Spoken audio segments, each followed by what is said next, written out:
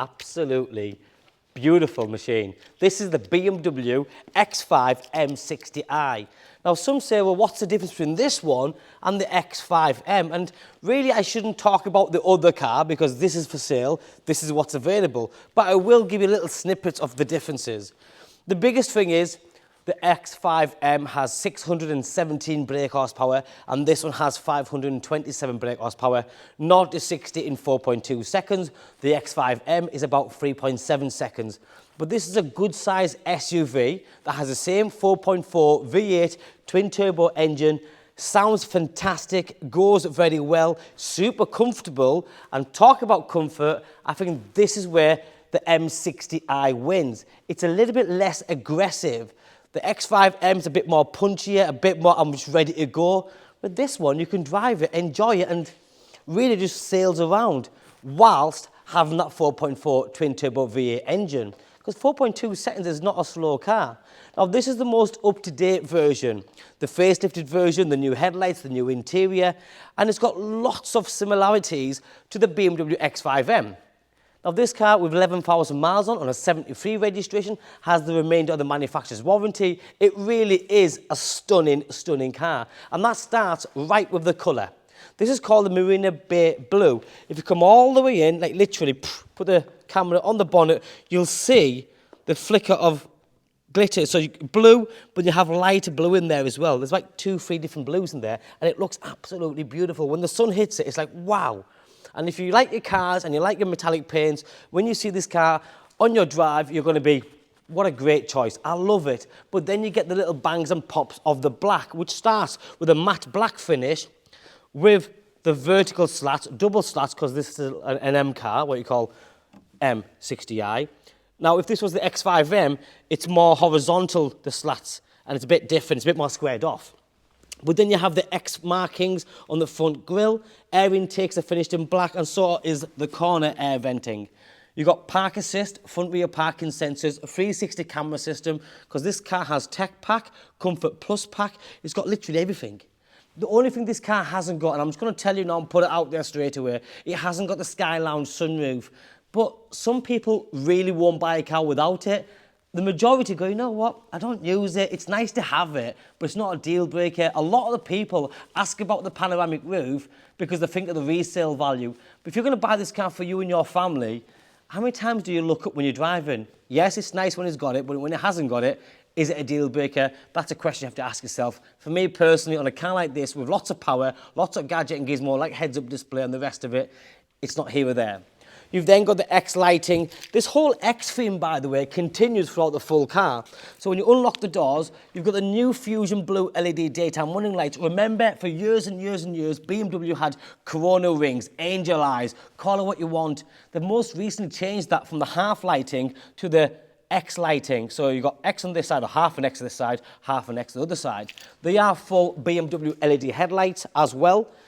As you get to the side of the car, you're going to notice this has the M60i 22-inch upgraded alloy wheels, which are finished with diamond cut on the face and gloss black on the inside. And you have got the red brake calipers. The air breather on the side identifies instantly that it's an M60i. That's also finished in black because it does have part with the M family. You've got the iconic M mirrors with the lovely LED strip lighting there. High Shadowline, window surrounds just there, black roof rails, sun protection glass. Another massive feature which is not standard, this has got the M adaptive sport suspension. That means that within milliseconds it's changing the dampers, electronic stability protection. It does so much that you don't see underneath the car to give you the most comfortable ride, and that's what the M60i is all about. You've got power, but it's comfortable. You, your family members, your kids, your wife, whoever it is, can get in this car and they don't feel like they're just racing about 24/7. This is a car effortlessly you can just enjoy. You have got colour-coded arches front and rear, comfort access, but then this has a very individual interior. It is open, comfort access. So before you go in there, you can see the colour scheme on the door card probably slightly better if I move out the way. So you have the sort of ivory white and this light grey blue finish, which is all individual leather, by the way, from BMW, something you have to pay extra for.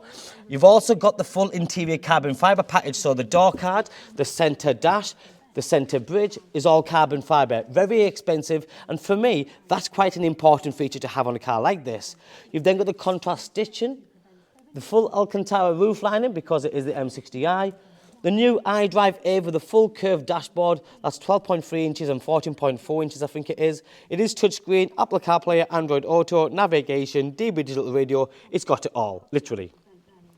Down below you've got all the seat adjustments, that's lumbar support and different other various adjustments to get you more comfortable. You've also got the perforated seats, that same individual leather with the tag on there, just to identify that it is individual and not your standard stock leather interior. I'm going to quickly climb in. You've also got the upgraded matte front and rear. The ambient lighting would start on the centre dash with the M symbol, and that also continues down below.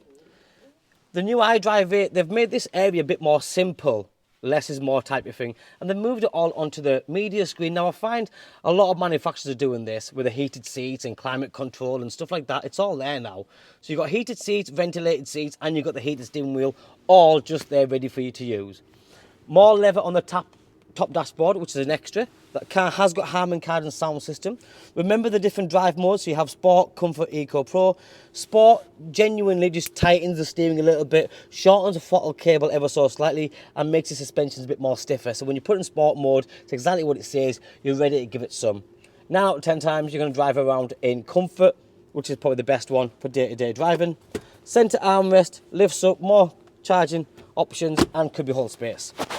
Now, in the back. So it's an X5. If you look at this car, it's probably because you've always wanted an M3, an M5, but you thought, you know what, I want the space. I want space for the luggage, kids stuff, bikes, whatever it might be. Because nobody goes out there and goes, yeah, I'm going to buy myself an SUV that's powerful. There's normally a reason behind it. Which starts off with the seats in the back. So you have a good size rear seat, and you might think that's a stupid comment to make. I've seen so many SUVs and I've seen so many cars where they're classified as a 5-seater, but that's a seat and that's a seat. But the middle seat is not really a seat. It's more of an emergency seat where you can just about put your backside in it. But because the car's low to the ground, the centre tunnel's raised, you can't sit properly, correctly or comfortably.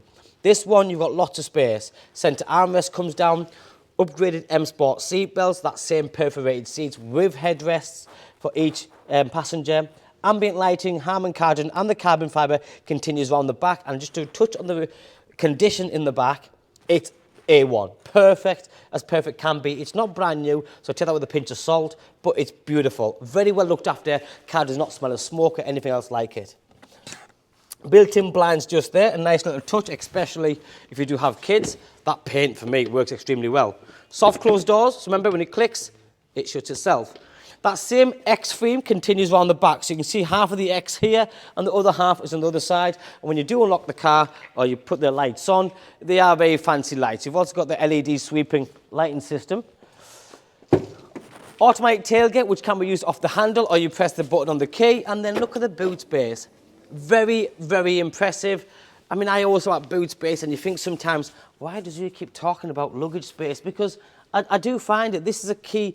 All the bit in the front is important, but you need this area, because without this, none of that works. If you have to take the second car out because you're going away for the weekend, because you've got no luggage space, to me, that's not common sense, or practical, or good value. This has everything all built into one. Underneath there, you have more cubbyhole space and some plates.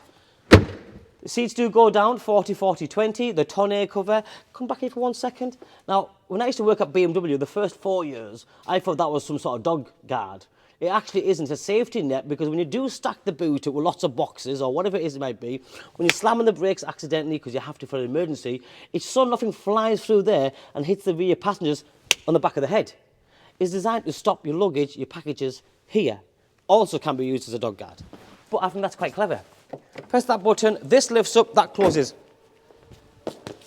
So, this is a moment I've seen loads of times on TV. This has got the black exhaust fascias and it looks like quad tailpipes. As a matter of fact, if you go down a little bit lower, you will see it has got quad tailpipes, just not to the fascia finish. It's set back a little bit. So yes, it does, but not what you see. But it looks good. Obviously the M Sport bumpers. Bodywork in a beautiful condition. It has done 11,000 miles. I can go and pick out a few stone chips I can show you, but if you just take it on face value that it's been very well looked after, we are very particular in what we sell. And if you're buying this car and you reserve it online or over the phone with me and you come to collect it in 5-10 days time, whenever it is, you will be over the moon. No exaggeration, the car is beautiful, super fine. The couple of stone chips I'm talking about, it is a given. The car's done 11,000 miles. If it didn't have a single stone chip, don't think that it's a fantastic buy. Think of why. Is it because the car's been smashed in the front? Is it because it's been repainted without any good valid reason? And that's the questions I'd be asking. Not, oh yeah, I've got myself a fantastic purchase, the car's got 0 stone chips. It just doesn't happen. Because stones don't look at expensive cars. They just fly up and hit your car, job's a good one. Electric windows and mirrors with electric folding mirrors. Massaging seats, love it. Now, some people say it's a car to get A to B. Well, no, it's not, because if you're buying a BMW M60i with all the gadget and gizmos, it's because you like the finer things in life. You deserve the more luxurious things in life. And a massaging seat is just one of them. If every car had massaging seats, trust me, people would walk around being a bit more positive and happier. So, when you're in the car, heated steering wheels on, it's nice and warm. Heads-up display, great feature to have, must have for me. Automatic headlights, window wipers, push button start. I'm not going to rev it, so I don't need to, but the car just sounds as good as it needs to. The display screen is crisp, it's modern, it's up to date, it's very fast, it works as it should. It's because some media screens out there have a delay, they're no good. That one I do like. The reversing camera system with a 360 camera system on the car as well, it's because my door is open. But when I put it in sport, you'll notice the light's gone red. Put it back in comfort again, the lights go blue, so you can configure and change. And when I put it in eco, it goes into a very light blue because it's eco-friendly. So light blue, darker blue, and then you have red because it's angry and ready to go. What more can I say? I probably have missed a great deal on this car, but I physically can't go through every single part. The car is under manufacturer's warranty. Like I said, the power's there, the performance is there, the specification is there, the colour combination with the exterior Marina Bay Blue and that beautiful individual two-tone leather makes this car super unique and super special. My name's Joe. If you like what you see, give me a call, drop me a text or a WhatsApp. But thanks for watching. Bye-bye now.